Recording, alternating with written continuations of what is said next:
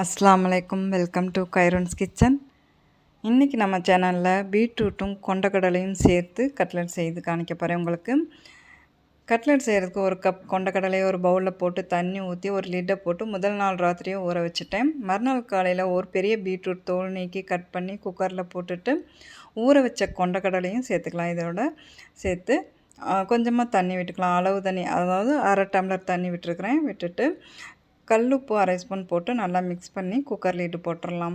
2 whistle வந்தோன்னா stove off பண்ணிடலாம்.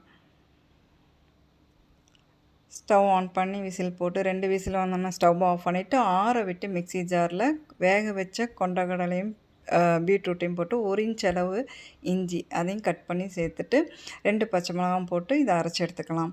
அரைச்சி எடுத்ததுக்கப்புறம் 1/4 டீஸ்பூன் மஞ்சள்தூள், 2 டீஸ்பூன் மல்லிப்பொடி, அரை ஸ்பூன் உப்பு, அரை ஸ்பூன் மிளகாய்த்தூள், அரை ஸ்பூன் சாட் மசாலா, 2 ஸ்பூன் கடலை மாவு. கடலை மாவு நான் வந்து கடையில் வாங்க மாட்டேன், கடலைப்பருப்பு வாங்கி மிஷினில் கொடுத்து அரைச்சி வாங்கிக்குவேன். இதோட மல்லித்தலையும் பொடியாக கட் பண்ணி சேர்த்துக்கலாம்.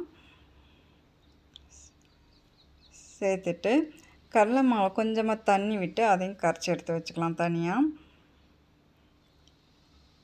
ப்ரெட் க்ரம்ஸும் எடுத்து வச்சுட்டேன். இப்போ வந்து நம்மளுக்கு எந்த ஷேப்பில் வேணுமோ கட்லெட்டு அந்த ஷேப்பில் நம்ம விருப்பம் தான் இல்லையா. கடல மாவு அந்த இதில் டிப் பண்ணிவிட்டு ப்ரெட் க்ரம்ஸ்லையும் டிப் பண்ணி எடுத்து வச்சுக்கலாம். செமையாக இருக்கும். டேஸ்ட்டு அவ்வளோ அருமையாக இருந்தது. ட்ரை பண்ணி பாருங்கள் எல்லோரும். ரொம்ப நல்லாயிருக்கும், ஹெல்த்திங் கூட. இப்போ வந்து ஸ்டவ் ஆன் பண்ணி டவாவில் அளவாக ஆயில் விட்டுருக்குறேன். அதிகமாக ஆயில் விடலை. டீப் ஃப்ரை பண்ண போகிறது கிடையாது. நம்ம சாலோ ஃப்ரை தான் நம்ம பண்ணி எடுக்க போகிறோம். ஏன்னா ஏற்கனவே கொண்டக்கடலையும் பீட்ரூட்டும் வேக வச்சு எடுத்துருக்குறோம். அதனால் நமக்கு வந்து ரொம்ப டைம் எடுத்துக்காது. ஒரு 30 செகண்ட் போல் நான் இதை ஃப்ரை பண்ணி எடுத்துட்டேன். செமையாக இருந்தது. டேஸ்ட்டும் கூட நல்லா கிறிஸ்பியாகவும் இருந்தது. டேஸ்ட்டும் கூட இருந்தது. இந்த மாதிரி கஞ்சிக்கு சைடு வச்சு சாப்பிட்லாம், ஸ்நாக்ஸாக எடுத்துக்கலாம். அவ்வளோ டேஸ்ட்டான ஒரு பீட்ரூட் கட்லெட் உங்களுக்கு செய்து காமிச்சிருக்கேன் பாருங்கள்.